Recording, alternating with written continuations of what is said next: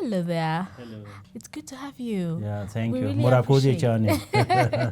Really appreciate honoring Yeah. our invitation and Yeah. coming here to discuss with us. Thank you. It's such an honor. Thank you very much. Yeah. I'd like to know. Yeah. I know that many people don't like talking about their age, so we are not going to ask you about your age. We're going to jump straight Yeah. to, you are an ambassador of Pakistan Yes. for 8 months now in Rwanda? Around 8 months, yes. Around 8 months? Yeah. I arrived in August and I presented my credentials in September, the first days of September, yeah. True, Yeah. true. So how did that come about? Yeah. So basically I was Director General Africa in Ministry of Foreign Affairs before coming here. So I was reading about Rwanda in books and files, and I was in touch with the Pakistani diplomats here, and then our state foreign minister, she visited Kigali, and then she told me so many good things about Rwanda and about Kigali, and I was reading about that. So I wanted to experience that, how it is. Yeah. So then my seniors, they offered me to go as ambassador to Rwanda. So I accepted that. And what I was reading, now I'm experiencing. And this change, it was tremendous. It was fabulous. And what I was reading and listening, so I found it more than that. Oh, yeah. And I found Kigali, Rwanda, a safe, clean, green place. And what I was reading about the leadership of this country, so I saw it, I observed it, that in Pakistan people call to Rwanda is Singapore of Africa. So there was no exaggeration in that. Oh, yeah. And this was a reality that yes, Rwanda, my experiences and everything was so beautiful, amazing. That's nice, because Yeah. I was going to ask you about if what you read or heard is what you found, Yeah. and that's exactly what you have just told us. Yeah. So during your stay here, have you been visiting different places? Have you been going here and there? And if so, where exactly Yeah. were you able to visit? I have been from Gisini to Changugu. Ah. So I have gone to the north and to the south, and east and west, to Nyagatare, and to all these cities. One day I was in Gisini and I told my companion that where this road leads to. So he told me, I don't know exactly. So I told him, okay, let's go. And we started. So we did not know that the road was leading to Changugo No and way. through Karunji. So we went, it was a long, long road and beautiful, the scenes and the views. Yes. It was so panoramic. Yes. And when I saw the tea plants there, a lot of tea plantation Yes. and coffee. So I told my people that, look, this is the tea that we are drinking in Pakistan. So today I see the plants and the green plants. Yeah. So I have been to almost every important city, Musanze and also to Hoye, Butare, and I have been to, as I said, Changugo. Yeah. In the east, I went to Nyagatare also. So almost every important place, and still I'm exploring. True. It's a beautiful country, and there Yeah. are so many opportunities, both for tourism as well as for business and other activities. Thank you very much. We take pride in our beauty. Yeah. I mean, yeah. So I want to take us back to when it was a long time ago, 30 Yeah. years ago, Yeah. in 1994. Yes. Do you remember where you are at that time? I was in university. I was doing my MPhil. Yeah. And in 1994, that was my last research days. And I was also the president of a discussion forum, students forum. And we were, receiving the sad news and the tragic news at that time. And we made it also a topic of discussion.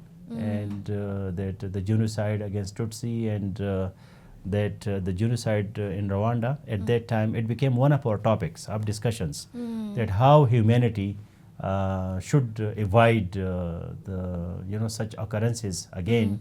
So it became one of our topics, and I remember we were reading in newspapers and also listening in radio. So I visibly and very clearly remember at that time, I never thought that one day I will be going to Rwanda, and I will be participating in the commemoration, and I will be visiting the museum, and I will be visiting the commemoration sites, and I will be sitting with Rwandans, and I will be sitting with the Rwandan leadership to commemorate and to feel sad and to express our sentiments and our wishes and our thoughts. So I visibly, clearly remember it. So I've heard you mention that you visited Gisozi Memorial Site. Yes. I want us to tell me, when you entered in there, when you stepped a foot inside there, what was the experience? Take us through. Yeah, actually, when I was going to visit, so I announced it to our Pakistani community here, and with the Association of Pakistanis, and with our embassy diplomatic staff. So we made it a very important event. We went there in a huge group together, because that was my first day to go there physically. So we visited, and I was there. I was properly briefed. I was received by the management of the memorial site, and then we went through all the corridors. We saw all the pictures, and we went to the graves. We presented our our sentiments there. We observed the moments of silence, and the presentation was also so much, I will use a technical term, which is called cathartic. So it was for me catharsis. Catharsis means the unburdening of emotions. So as I study Greek philosophy and mythology, so there are two things. One is comedy and the other is tragedy. So tragedy is sometimes important for the catharsis of human beings. So for me, that moment was cathartic. I was so emotional, so sentimental. I was thinking about human nature, that how such things can happen. And I was remembering all those beautiful people and their souls, that along with my community members. So for me, it was an unforgettable moment when I visited first time to that memorial site. And for me, it was also a life lesson. And I started thinking over it. And luckily, then I met some Rwandans. They have written books on it. And then the other day, one gentleman, he visited our embassy and he presented me his book. And I'm still reading that book. So it like became a starting point of my connection with Rwanda and with the history of Rwanda and the comparison of 94 and 24. 1994 and 2024, the 30 years difference. So for me, it was both a lesson as well as a hope that despite so many challenges, a nation can rise and a nation can emerge from their tragedies. True.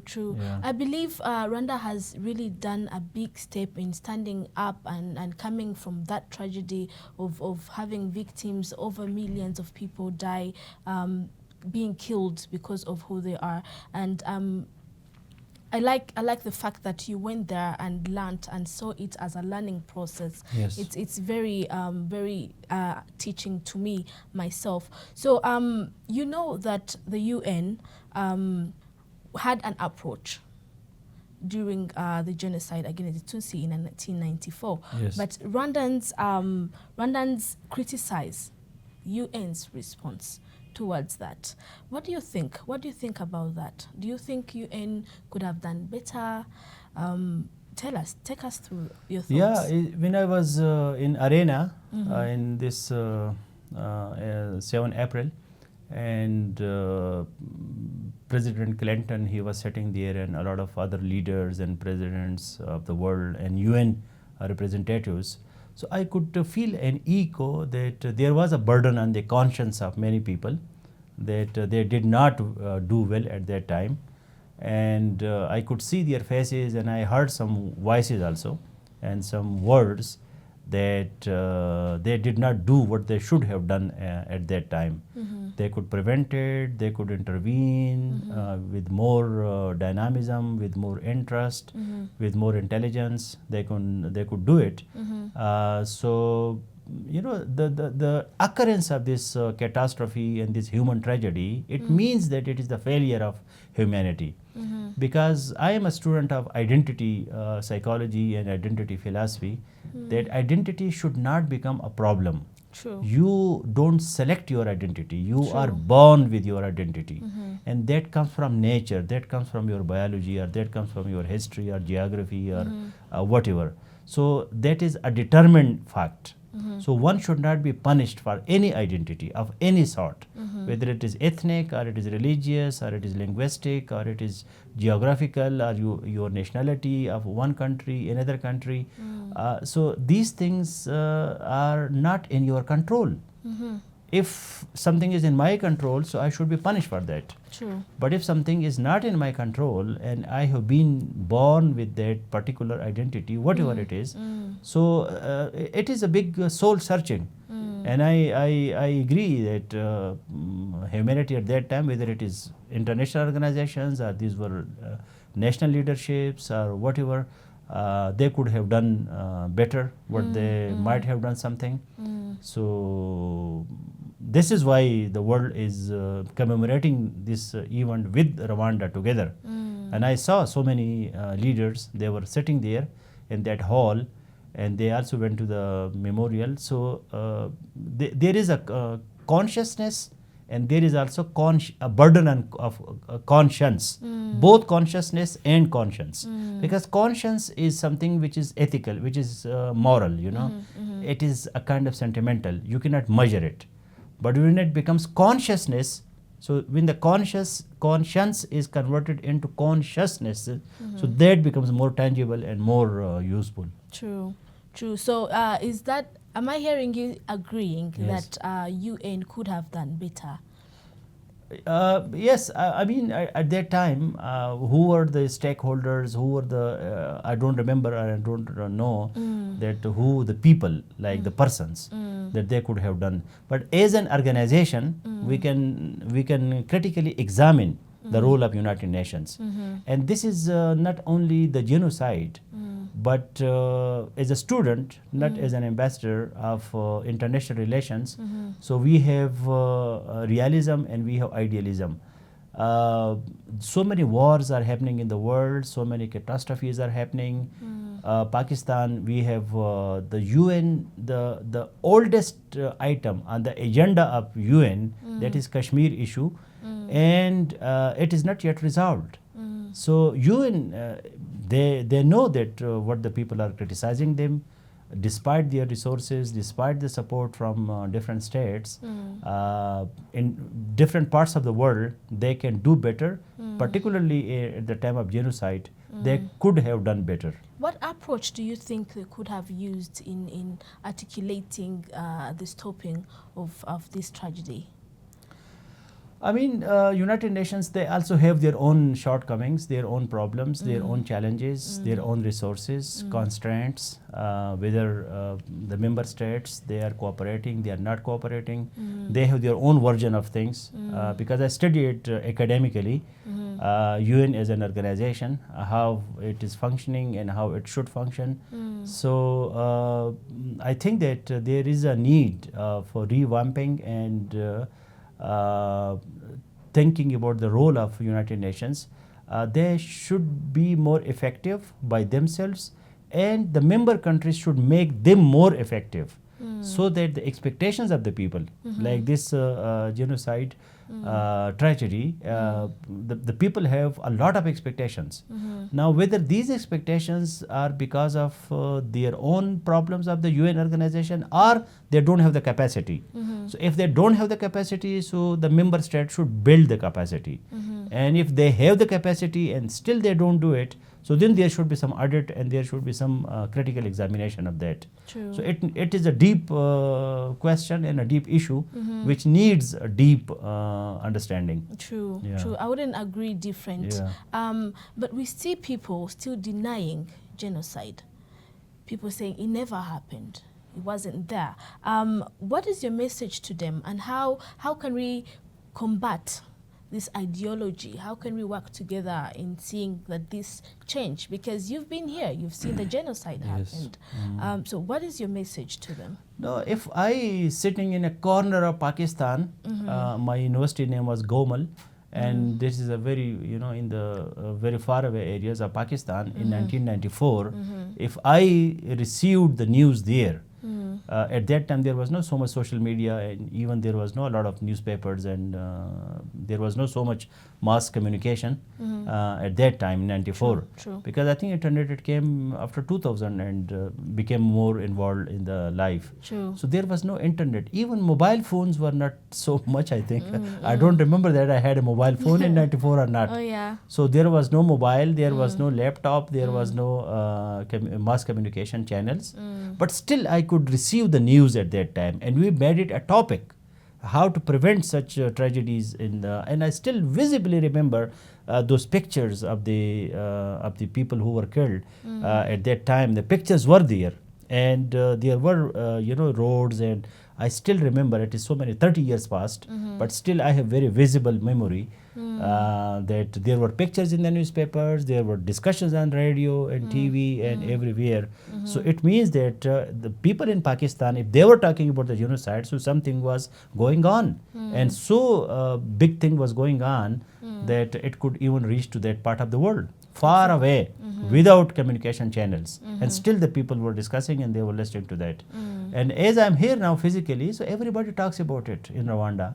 You have so many graves, you have so many memorials, and so many ceremonies, and so many families, even they talked sometime to us, and so many young people, your mother and father, and they would just a sorry figure, and they would say, well, I'm sorry, actually she was killed, he was killed, he was murdered, my grandfather, my grandmother.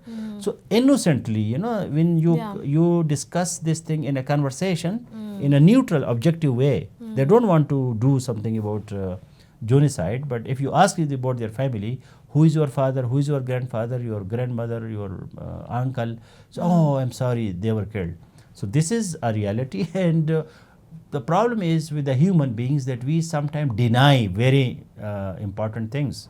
There were people who are denying that the earth is stationary and the earth is not moving, and we deny scientific facts that the earth is stationary, it is not moving.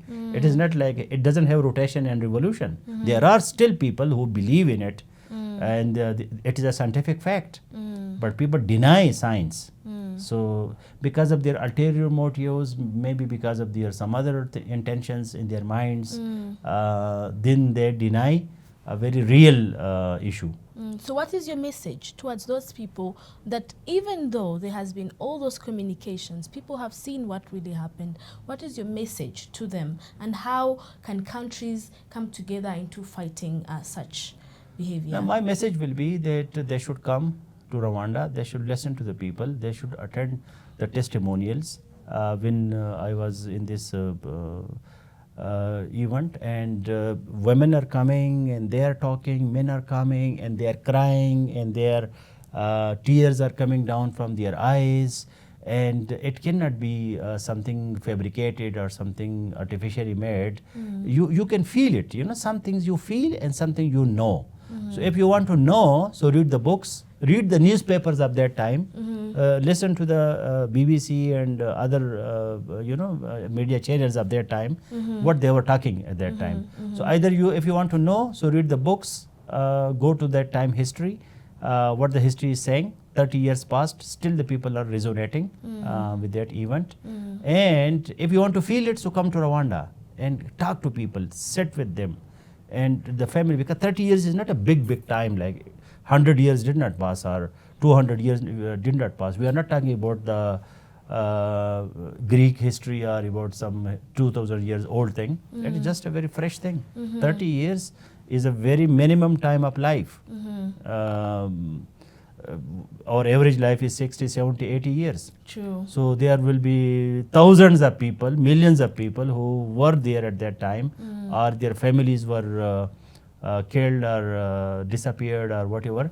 So it is not something which cannot be measured or which cannot be found, or it is not something mysterious, or it is not something mythological, some myth, some lie which you can do. So you can see it yourself, and you can ask the people about their families. You can do your investigation, your research.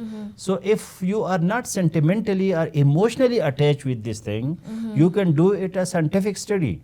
You can do your neutral scientific research, evidence-based study, and then you will be convinced. Exactly, Yeah. because if we as Rwandans, even other people from across the world, if we do not acknowledge the happening of this and deny it, then we will not come together to say never again. You know, so let's jump to Pakistan and yes. Rwanda. Yes, thank you. Yes.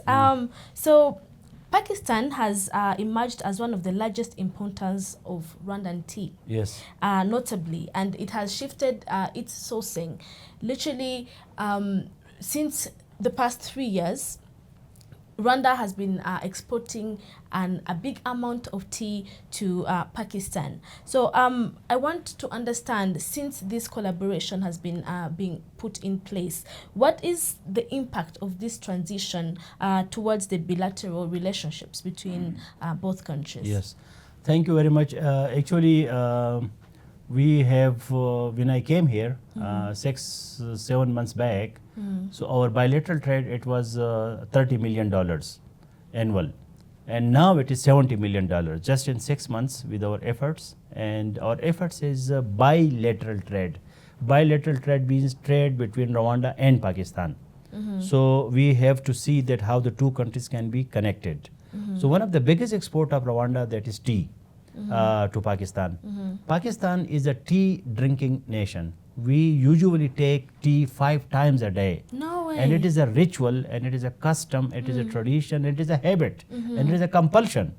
Because tea has a little caffeine and those things, you know, so it becomes, people, they eat it, whether they like it or don't like it. But this is the most famous drink in Pakistan, the most famous beverage in Pakistan. So now coffee is also getting a lot of attention of the consumers, but tea is still number one. Yes. Everywhere, village, house, every house takes tea. Every individual takes tea. And tea is part of our culture. Whenever we go anywhere, people definitely invite you to take tea. So we had a plan that why not Rwandan tea should go directly to Pakistan instead of some other areas, some other sources. So our tea association in Pakistan, we talked to them, and they agreed with it, and they visited some of the companies, and some of the Rwandan companies. They are also now in direct contact with them. So tea is number one export of Rwanda to Pakistan. Then comes coffee and avocado and other stuff. So our focus is on tea, and my message to the tea companies is, come to the High Commission, to come to the Embassy of Pakistan in Kigali, and if you don't have any channel yet to directly establish your channel with Pakistan, we will introduce you to the Pakistani importers, and we will connect you with them.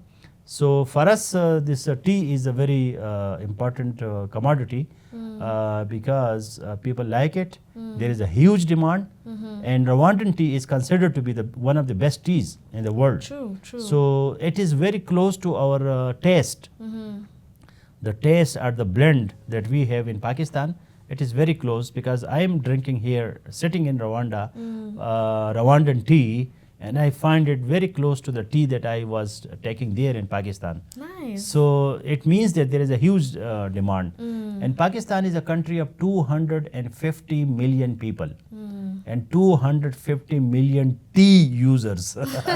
So there is a huge demand. That's very nice. And if Rwandan exporters of tea or companies, they still have problems, our doors are open to discuss with them. Nice. That's very nice to know. Yeah. So how has this collaboration impacted the relationship between Pakistan and Rwanda? Actually, when I met His Excellency President Paul Kagame, and for me, it is a matter of honor that I told him, sir, you are known in Pakistan as a leader, not only as a president of a country. And tea was one of the topic of our discussion. So tea is becoming important in our bilateral relationship because it provides a very tangible, a very solid, a very concrete thing that we talk about. True. Because there is a demand. People take it, people buy it, and you supply it. So we are not talking in the air. We are not talking something imaginary or something in imagination. It's a very real thing which has a demand. And the good news is that for us maybe good or bad, but for Rwanda it is a good news that we do not grow our own tea because of the climate. That's good news indeed. Yeah. That's So good news. we don't have the climate for tea. We don't have the topography or the geography for tea. We have a very small area where we are trying to grow tea, but we cannot yet, we don't have the possibility or the opportunity of having tea for Please the don't 250. grow it. Please don't grow it. We still Yeah. need to export our So tea. we know, but it is not there. Naturally, it is not possible. Naturally. So that's why for us, tea will remain a very important bridge of bilateral relationship. Nice. Sir, during your recent visit to the Minister of Trade Yes. in Rwanda, Yeah. you expressed a keen interest in fostering a collaboration between private sectors Yes. when it comes to the agriculture machinery, rice production, about the ICT products, Yes. and pharmaceuticals. I would like to know what is the anticipation if these two countries go in collaboration like this, as you had proposed? What role are each of these countries supposed to play in seeing the ensuring and smooth running of this initiative? Yes. Thank you. I discussed this matter with the Honorable Minister, and Pakistan is very good in agriculture machinery. And whenever I visit here in Rwanda, so I find people that they are working manually in the agriculture fields. So my idea is that a farmer doesn't have usually capacity to buy machinery like a tractor or plow or some other thing. So I'm in discussions with some organizations like AOTA, AOTA, and some others, and with the Bank of Kigali and with some other banks, that how we can devise a mechanism to sponsor Rwandan farmers to buy Pakistani agriculture machinery. Because recently I took a 26-member delegation of Rwandan business persons to Pakistan. They participated in an expo and they saw the agriculture machinery there. The agriculture machinery of Pakistan is very suitable to the Rwandan topography, because Rwanda is a country of 1,000 hills. And it is a country of eternal spring. So you have a lot of water, spring, rainwater, and the topography, the hills that you have, the 1,000 hills, these are not big mountains, and these are also not plain, like very plain. So we have this kind of machinery which is not so huge, which cannot go to the mountains, and which is not so small that you cannot use it. So we have a very medium range machinery which is very suitable for the geography and the soil and the climate and the weather of Rwanda. So we are thinking that on commercial level it is already something is happening, but we want to have a package for the farmers of Rwanda, that they can buy machinery on easy installments. For example, we can have a tractor which will be around $7,000 or $10,000, one tractor with plow and cultivator and harvester and other implements, other machinery. So how we can divide it in different installments, this money, so that they give a down payment, and after that they give per month or per 2 months some money to the company. So we will be involving some banks, some companies, some guarantors, so that this becomes a reality. The second thing that we have rice. So rice is one of the most important product coming from Pakistan. True. And people like it. Whenever I go anywhere, so I say, what do you know about Pakistan? So everybody say rice. So we are also ready for research collaboration with the agriculture departments here, how Rwanda, they can grow some varieties from Pakistan so that you can have your own rice. So on research basis. But on rice exports, we are also working. And there is the good news is that there is a complementarity between the economy of Rwanda and Pakistan. Because what we grow, so that is either not grown or in a very limited capacity here in Rwanda. True. For example, we grow rice, we grow cotton, textile, and then we have sugarcane and other such crops, wheat and those which you do not grow usually here. And what you have like tea, coffee, avocado, beans, pulses, legumes, lentils, these are not available in Pakistan. We don't grow it. True. So we need it to be imported. Yeah. So if we import it from other countries, why not from Rwanda? So there is a complementarity. There is no competition. There is no clash of interest. What you have, we don't have. We need it. And what you don't have, we have it. So this is why our business, it is complementary. I'm promoting Rwandan imports in Pakistan because when Rwanda exporter will go to Pakistan, then automatically if you take Rwandan tea to Pakistan in the containers, so why not to bring Pakistani rice or Pakistani textile from there, or Pakistani surgical instruments, or Pakistani sports goods, or Pakistani machinery. So it can be a win-win situation for both sides. Very nice. Yeah. So how are these two countries going to, what are the roles that they are supposed to play to make sure that this collaboration between private sectors is put in a smooth way and well done? I'm in touch with the our Rwandan private chambers of commerce, Commerce Private Association, and I visited them, and they also visited us. We are meeting at different fora. We have some challenges like phytosanitary challenges. Pakistani inspectors, they should come here and they should see the phytosanitary situation of Rwandan beans, lentils, legumes and pulses. So then it can go to Pakistan. With other products we don't have problem. Tea is already going, coffee, we are going to one of the owner of the coffee brand here, Viva, VIVA. He visited, Mr. Emmanuel, he visited Pakistan and he met some potential Pakistani importers. So coffee is not a thing. Rice is already coming. Textile, there is a Pakistani business person who is now interested in making a small textile company or a stitching unit here. Nice. With a joint collaboration with the Rwandans. So it is also coming. Surgical instruments, Pakistan is #1 in the world in surgical instruments for the surgeries and operations. So that is already happening. Oh, that's already happening. Yes, that's happening. We like that. Yeah, we like that. So you have mentioned that Pakistan is among the importers of rice. Yes. Actually, it's exporters of rice. Yeah. True, and it's among the biggest 5 countries that export that. Yes. So I believe when you talk about these agricultural machineries, I believe maybe there's measurements that you guys use in enhancing a bigger production of Pakistan rice. By the way, I love rice. Yeah. Pakistan rice, very top. Yeah. But then sometimes here in Rwanda we get to the point where Pakistan rice is a bit expensive. So what measurements are being put in place to see that we Rwandans that love Pakistan rice are able to access it on a very affordable price?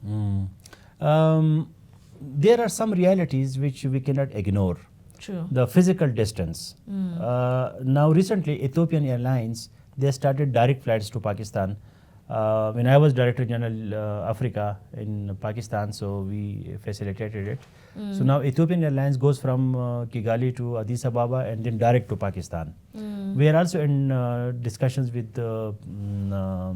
Rwand Air that it already goes to Qatar, Doha, so why not to Pakistan?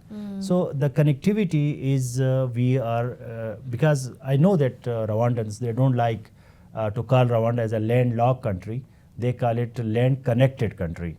So we have to depend on Mombasa or on Darussalam or some other ports that Pakistani products they reach here. We are in discussions that how these containers, the logistics between Mombasa or Darussalam to Rwanda, it becomes more user friendly, and without waiting for a long time in those ports, it should be quick, and so that the exporter, Pakistani rice exporter, doesn't spend a lot of money on the exportation. It should come here with the maximum ease and maximum efficiency, so that the final consumer, like you, who likes rice in the kitchen or in the dining table, when you are eating the rice yourself, so you should not suffer because of the problems of other people. True. The product is expensive because of the logistics, because of the distance, and because of the formalities. So we are working on customs and other these tariffs and non-tariff barriers and stuff like that, so that a Pakistani exporter should earn some money, but the consumer in Pakistan, in Rwanda, should not suffer because of the other problems, the technical or non-technical problems. So work is going on to facilitate the export with more commercial, more technical facilities, and as there will be more air service, there will be more shipping, more services, facilities will be provided. So I hope that the price will come down. But what I hear, in Pakistan we have different varieties of rice. For example, we have basmati rice, and then we have the white rice, and then we have the brown rice, and there are different varieties. So the rice which is coming to Rwandan should know that there are different varieties, and different variety has different price. True. So if they don't have a particular taste of a particular variety, so they should ask for the cheapest one, the least expensive one, so that if they are not so much particular about a particular grain or a particular size or small or big or aromatic, because Pakistani rice, one variety has aroma.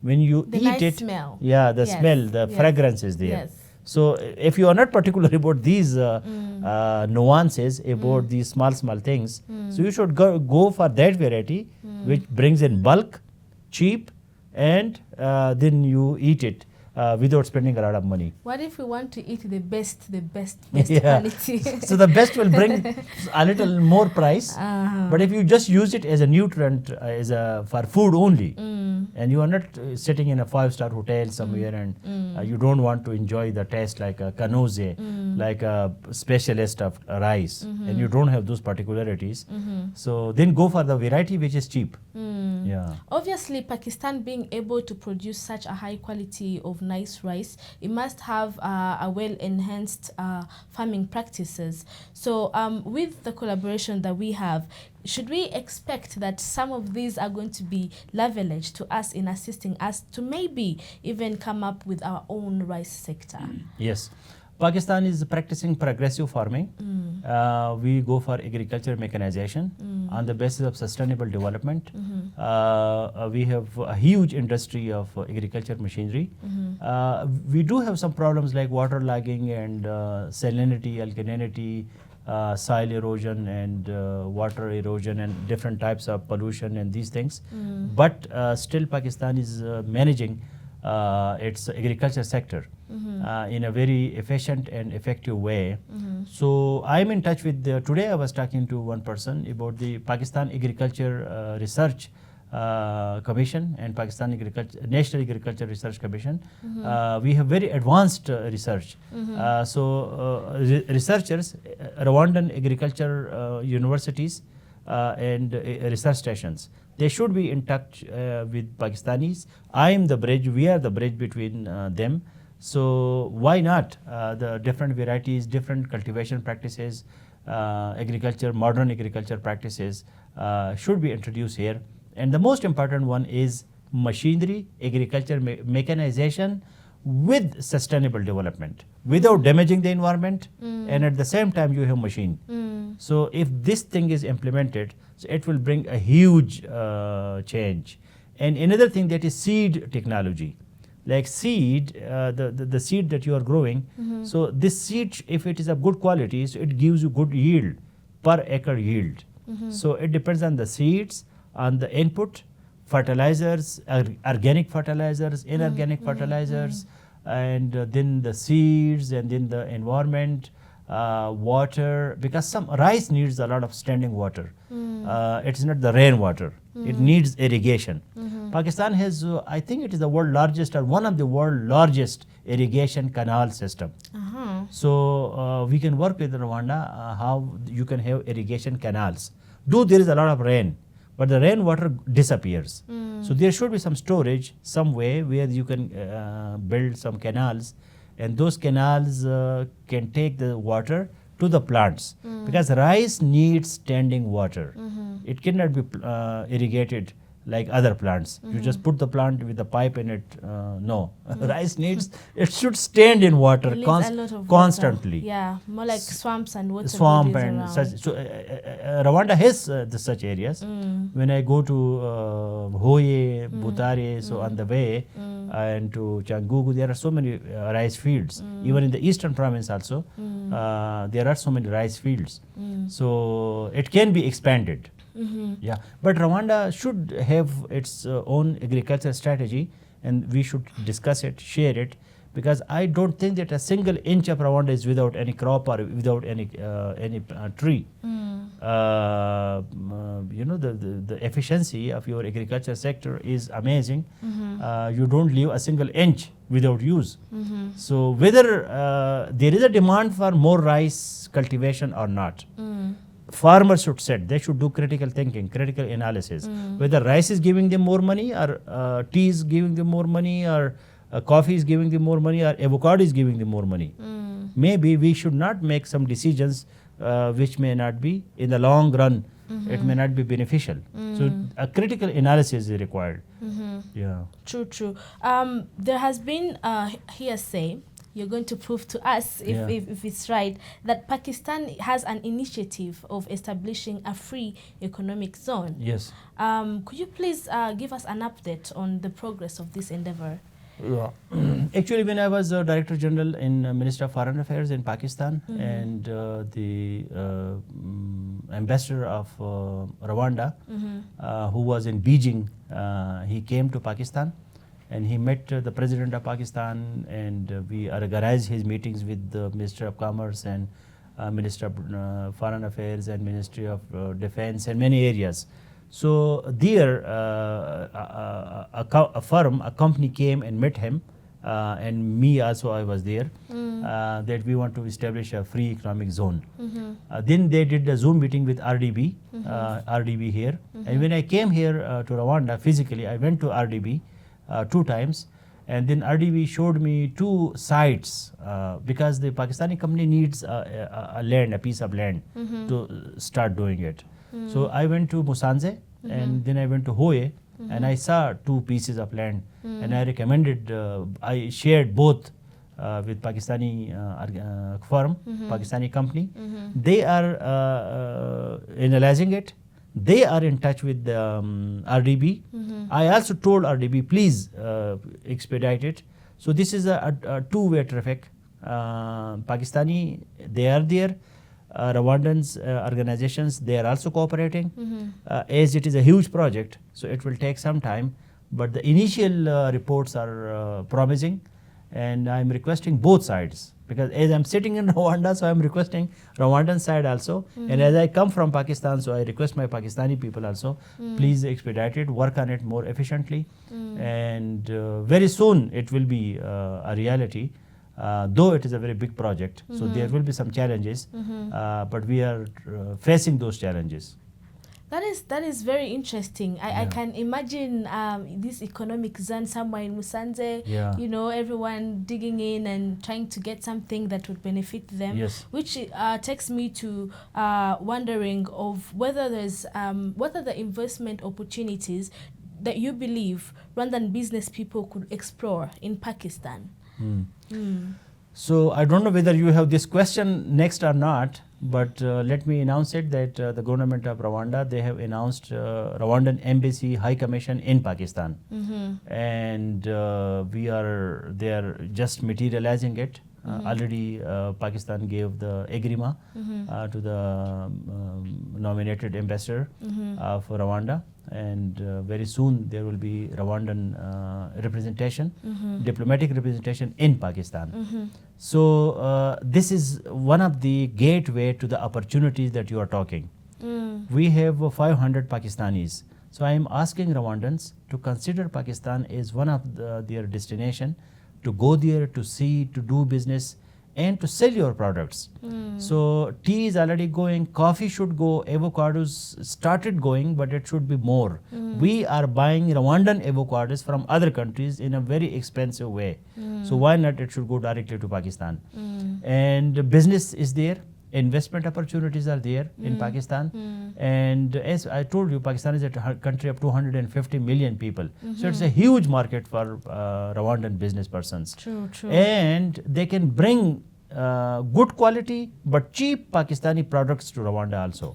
So this is another opportunity. True. If you want to have textile, so Pakistani textile is one of the world best textiles, and the price is not that expensive as compared to other countries. This is an opportunity. Another opportunity is scholarships, studies, research, PhD, MPhil, training programs in defense, in diplomacy, in agriculture, in business, in medical field, doctors, engineering, so human resources, these are all opportunities. And as we now, embassies of both the countries are here, so we are the bridges, and I will guide them, whoever want to go and explore the Pakistani market, the Pakistani opportunities. On Monday, we are going to start 22 Rwandan young university students. Beautiful. They are starting an internship program in Pakistan High Commission for 10 days. We will be training them in different skills. We will giving them different tasks, and at the end we will be giving them an experience certificate, so that they work with the embassy, they understand how embassies work, negotiation skills, diplomacy, international trade, international finance,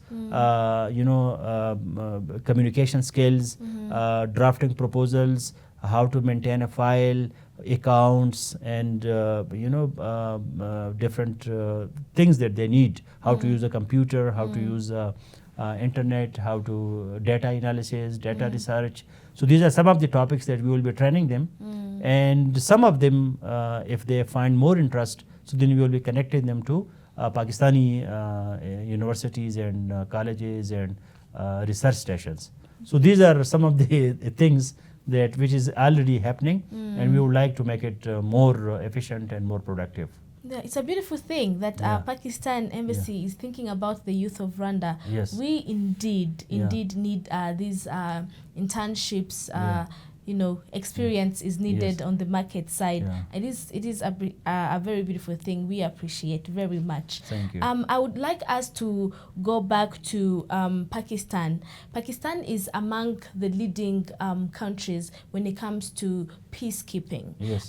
Even up to now, as we speak, there is militaries from Pakistan in MONUSCO, trying to keep peace, and we really appreciate this type of acts. But as you are aware, Rwanda and Congo, DRC, are having there's this tension that is going on around. I'm sure you have heard of this.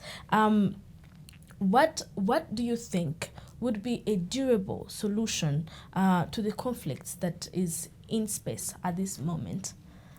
Yes, Pakistan is they are very much involved in peacekeeping throughout the world.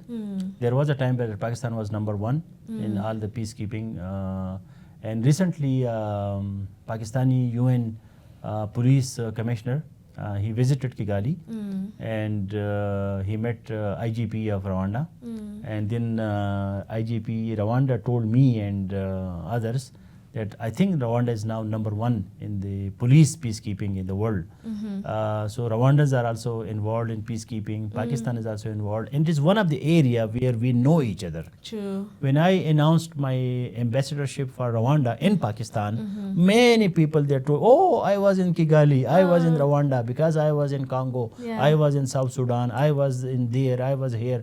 So they already know Rwanda because most of them they visit Rwanda or Kigali when they are in the neighboring countries, and some of them they appreciate and they love, and they said that just for a little good time we go to Kigali. That's And we beautiful. spend a few days there just Yeah. to relax Yeah. ourselves. And many people told me that from neighboring countries they come to Gisini and from other areas just to relax, just to enjoy the organized lifestyle and the beautiful tourism opportunities. So the peacekeeping is one of the area which is already happening. And being a diplomat, my suggestion is always diplomacy, negotiations, talking to each other. I'm so happy that President Paul Kagame, he's talking to His Excellency is talking to different fora, and different people are talking to him. I see his interviews in the press also, and he is giving very meaningful and very practicable and doable suggestions and solutions. So I will go along with those lines, and negotiations, table talks, parley, talking to each other. That is the solution. If there are some problems and those problems are because of us, so we should recognize those problems. Whether these are governance problems or these are administration problems or these are misunderstanding or communication gap or not availability of any proper fora or the mediators, the mediation, if whether they are not performing well, whether some people they are not playing a positive role, and if it is in their interest that the conflict may continue. So there should be critical analysis of the situation, who are really interested to solve this problem, who are not interested to solve this problem, what are the vested interests, what are the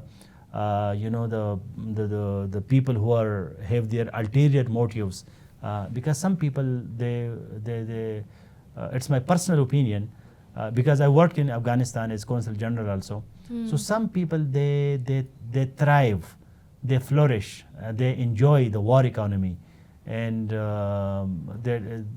so if there is a real genuine interest on all the concerned parties, so instead of the harsh way, the hard way, why not the soft way, talking to each other, considering as I was impressed so much by this understanding of the issue, that considering every warring person or fighting person as a human being, and going to the root cause of the problem. True. That why this problem is, True. why the people are taking arms, why there is this conflict. So the issue is to understand it, not to talk about one ethnic group or another ethnic group or one particular community, another particular community, but to understand the conflict holistically, the causes. When there is no mosquito, there will be no malaria. So we should focus on the mosquito, we should focus on the cause of the problem, that where is the problem, the diagnosis, the etiology, as we say in medical sciences, that where from the disease come. So if that root cause is addressed, so then there will be no need of conflicts, and human beings should be considered as human beings. We belong to one species. We are all Homo sapiens. So we belong to one species. So we should not punish people because of their identity or because of their geography or because of their ethnic or some other identities. So negotiations, diplomacy, talking, involving positive-minded people who are really interested to resolve this issue, recognizing one's own problems. Where is the problem? Why this problem is there? And instead of blame game, if we focus on the core issue, and then we can resolve it. we were talking about the tensions of DRC and how you think both countries can come together into fighting these two. And that takes me a bit to what you mentioned earlier about the Kashmir. Yes. Do you mind sharing a bit about Kashmir and what's going on between India and Pakistan? Yeah. Kashmir is the oldest issue on the UN agenda. And Kashmir is a region which was not partitioned in the time 1947, and the people of Kashmir, they started the struggle that our division was not done properly, and then the matter was taken to United Nations, and United Nations passed 2 resolutions, and the resolutions talk about the plebiscite, the referendum, that the Kashmiris should be asked that what they want, what is their future. Now India considers it like a bilateral issue, or they consider it like their own issue, and they say it is a closed case. But in Kashmir, a lot of struggle is going on, and it is indigenous, and it is a human rights issue, and it is a humanitarian issue, because it is not just a geographical issue or a issue of a piece of land which goes to one country or to another country, but a lot of humanity is involved. So our position is that let the Kashmiris ask what they want, and the issue should be internationalized so that international community, they consider it as a humanitarian issue, and they intervene, and they ask that being a human rights issue, what those people they are really asking. They should do their objective analysis, they should do their research, they should go to the occupied Kashmir, they should from India, they should have an analysis that what is the real issue, what is the cause, as I already mentioned about the other issues. So we should go to the root cause. If there are no ulterior motives, if there are no some other intentions, so the people should be asked at what they want, because thousands and thousands of people, they were killed, they were murdered, there is always curfew, and there are presence of a huge presence of soldiers there in that area. People, their civic amenities and their liberties, that is at stake. So we also ask international relations experts to consider Kashmir as an issue, to study it, the history, the current situation, the future, the solutions, how this problem can be resolved between the two countries. So we sometimes suggest a composite dialogue. Composite dialogue is to include Kashmir and other issues with India, because we are neighboring countries, and usually some of the neighboring countries, they have different issues. It is not only one issue but many other issues. So we should consider one of the big issues along with other issues, and let us discuss. For example, trade and people to people contacts and public diplomacy, and doing, for example, we have SAARC, SAARC. SAARC is a South Asian Regional Cooperation Organization. So we said that even SAARC should be asked, which is a regional organization, that they should see that how the bilateral relationship can be resolved in a multilateral way. And so this is the issue which is there after 1947, more than 75 years now, and it has not been resolved. So we ask international community, please, they should play their positive role, so that human beings, they have proper life, and they can have their life with peace and ease, and their young people, they should go to colleges and universities and education, instead of fighting, instead of conflicts, instead of bloodshed, instead of restrictions and curfew. So this is our Kashmir is our very close to our national interests, and we don't have any like some claim which is irrational. Our simple claim is to ask those people what they want, where they want to go, how they want to lead their lives. So the right of self-determination, that is our demand. But this is a conflict that has been going on since 1947. Yes. So what has Pakistan done? What is Pakistan doing in seeing that this conflict comes to ease? We are taking it up at international fora, at international organizations, United Nations. We are talking to our friendly countries that they should play their role. We are also negotiating with India. We did a lot of rounds of negotiations in the history with India. There were, 3 wars on this issue with India. So diplomacy, legal areas, negotiations, internationalization, asking international community, publishing documents, movies and documentaries where we present to the world in a very clear way what is going on. And so we are talking to India, we were talking to India bilaterally, internationally, multilaterally, in literature, journalism, media, TV, newspapers. So everywhere, whatever efforts we can do, so we are doing it. Is there any event or a political aspect that is happening recently in Pakistan that you think Rwandans would be interested in? You mean general events? Political. Yeah, political. We have our Republic Day, so that is 23 March. And then we have our Independence Day, that is 14 August. Then we have recently our new government in Pakistan came to power. So today the President of Pakistan was delivering a speech to the joint parliament. Nice. And then we have Kashmir Day. Usually it is 3-4 times it is commemorated. 5th of the February, that is our Kashmir Day, Kashmir Solidarity Day. Every year we are doing it. And then we have our founder of Pakistan Day, 25th of December. That is happening. So now we are in April.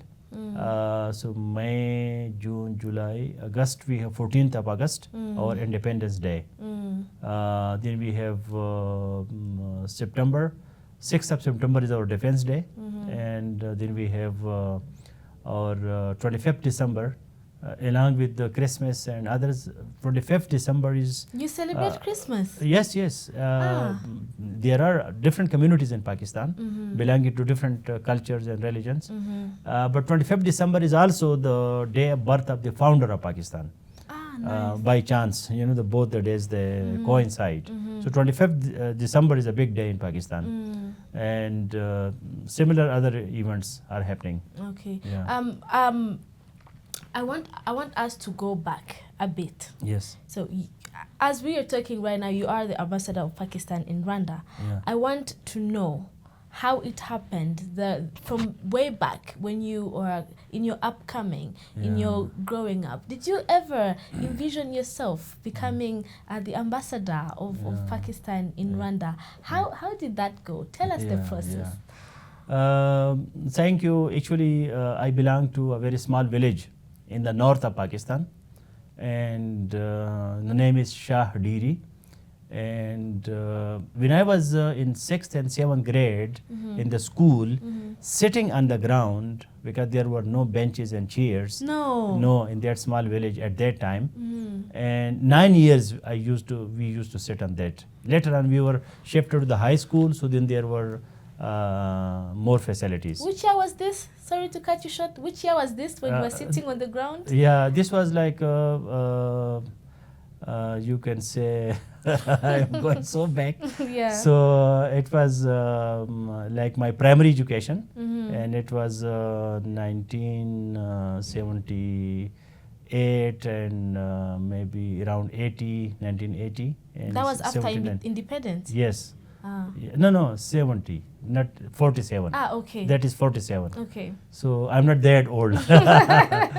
So then at that time, geography was my favorite subject. Okay. So I would remember the whole map of the world, and with the capital name and currency name and president name and this and that, So I would touching every country on the map. That one day I will go there.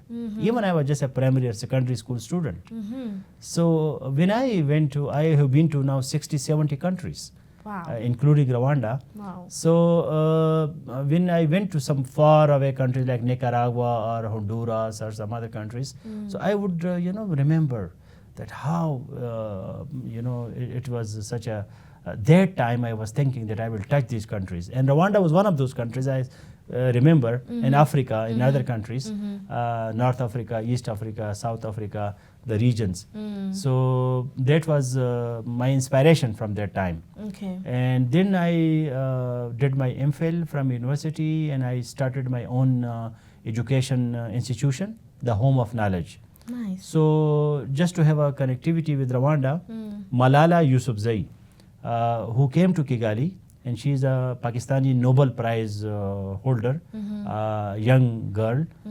She got Nobel Prize, and she was in Kigali recently. I think in August she was here. So her father, Ziauddin Yousafzai, he was my partner. So we started together, and Malala Yousafzai was growing with me. Today she is a Nobel Prize holder and a big celebrity, but she remained, with me like a child. And after that, then I joined different services. I remained as a training officer, a human resource officer, and I worked in bank as a finance officer. Then I worked as a magistrate and judge. And then I appeared in a civil services examination in Pakistan, to which we call CSS, Central Superior Services. In Pakistan, we have a system that different departments, they spend 6 months together in a joint training. And before that, they have a very competitive exam. In my year, like around 20,000 people appeared, and only 200 were selected. Wow. Out And of you are, 20,000, I was one of those wow. 200. Amazing. It was a very tough exam. Amazing. You have to study a lot for that. And there are 12 subjects, and you have to be expert on every subject. Nice. So I was one of those 200 in the top 50. And then I selected forest service, and today I was a diplomat. I started my career from Spain, and then I went to Argentina, and then I went to Cuba, I went to Canada, I went to Afghanistan, I went to other countries, and now I'm sitting in Rwanda. Here you are. Yes. So from all that growing up, now you are a man of integrity, a man who's changing the world. You've even mentioned about how the embassy of Pakistan is helping the youth into growing useful people, youth that we need for a country to develop. Please, what would you say? What would you tell? What is your message to the youth out there that someone can come from that background of studying seated on the ground? Because now we are all developed. We're we're seated on chairs. We have everything that we need. What is that information that you can push onto them to see that they can come from down there to being important people? So as I see growing myself, and I see Pakistan changing, because the small villages, the rural areas, they always have problems everywhere. And when you go to urban centers and you have cities and you have more facilities, so then it is a big change. So I tell them that if you have problems in your villages or small towns, so try to change your place, because time and space, that is life. If your space is not allowing you to grow, and you have some economic, financial, or family, social, economic, other problems, so try to change your place. Don't be scared from change. Go and when I went to other cities and other villages and other towns, so then I had a different environment. And then I started growing and growing. Though in my primary school also I was very active, and I used to deliver daily one speech in the morning assembly. And I was a public speaker even at that time. Then another thing is that study self-actualization. Self, we have self. I have my body, mind, heart and soul. This is my self, but this is not actual. So convert your potential into actual. Don't accept your current situation. Okay, if you are not feeling well physically, do something so that you feel well. Okay, don't accept that as a reality. So the same can be your economic, your financial, your social, your other positions. So always go for change. Actualize yourself. You have a big potential.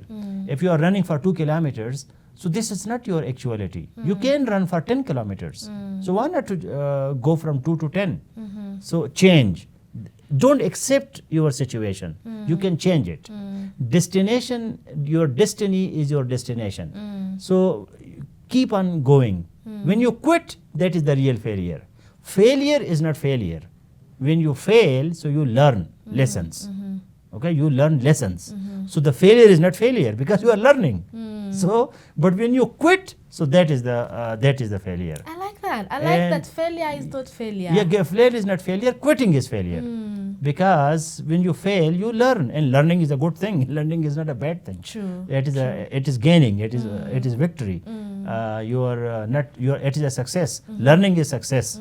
So this is, and another thing which is highly important. Don't be miser in imagination. Okay, we people are miser. We are stingy in imagination. Even we cannot imagine big things.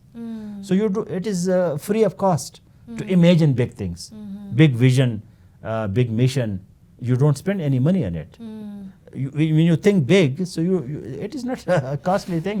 True. You have to do nothing. You have to do nothing. True. Just sit on your chair and think big. Just think big. Okay. Coming to a conclusion of our interview, yes. I would like, you've mentioned that you met His Excellency President Kagame. Yes. I would like you to end with something that other people, other countries can learn from His Excellency. You've seen what he has done in Rwanda. Yes. You've seen how we have come from the lowest to the highest, and so please go ahead. Yeah, as I mentioned earlier, that I consider him not only the president of a country. I consider him, and many people consider him, as a leader, as a global leader, as a visionary, as a scholar. I was reading about his biography and his lifestyle, and I know that he's a very good reader, and he sleeps for very few hours, and he's so much busy in doing everything, and I like his realistic approach. He considers the reality that is more important than should.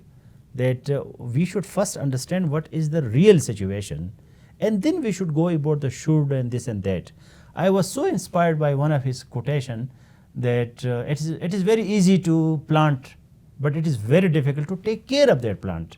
It is very easy to put a seed in the soil and then just forget it. No, the seed has to become a herb, a shrub, a tree, a plant, and then you have to take care of it. So consistency, sustainability, future, continuation, that is important. Not just you take an action and then you forget it. So his vision, that is very much impressive, and the way he talks, the way he presents himself. And the other day I was listening to his interview, and the man was asking him that why you are so serious all the time, and you are not smiling and saying, though he defended himself very well. But I was thinking that a man with so many things to do, sometimes even he doesn't have a time to to relax, because so much things he has to do. So for me, Rwanda is a lesson, and it is a success story, and this is because of him and because of his team, and the way he is training other people, and the actions that he is taking, the decisions that he is making, and the way he is educating young people, and the focus on cleanliness, safety.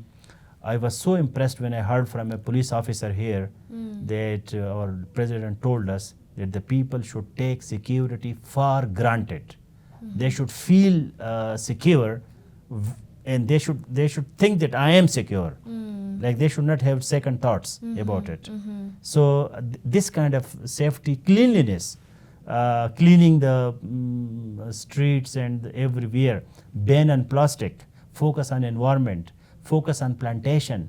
You go to everywhere in Rwanda and you don't see people cutting trees like many other countries. So the focus on environment, on sustainability, on imports, exports, giving dignity to the Rwandans. They feel dignified and honored whenever they feel self-confidence in the nation. So this is nation building exercise can be a model for many other countries, many other leaders, many other presidents. And we are working very soon. We will be seeing His Excellency in Pakistan also. He will be visiting that part of the world. and people will be learning from him, from his experiences, from his pieces of advice, and I think that the world should recognize his leadership style. True. And they should learn from him. True. And this is he's a very inspirational personality. And I'm talking this not as a ambassador, but as a student of his life and of his style, and studying him from a long time, not today sitting in Rwanda. So he can be a role model. True. Yeah. True. Thank you very much. you. It was Thank you. indeed a beautiful talk, Thank you. and I look forward to having you even more and more. Thank you very much. Thank you very so much nice for of you. coming. Thank you very much for giving this opportunity and for having me today. Thank Our you. pleasure. Yeah, thank you. Thank you.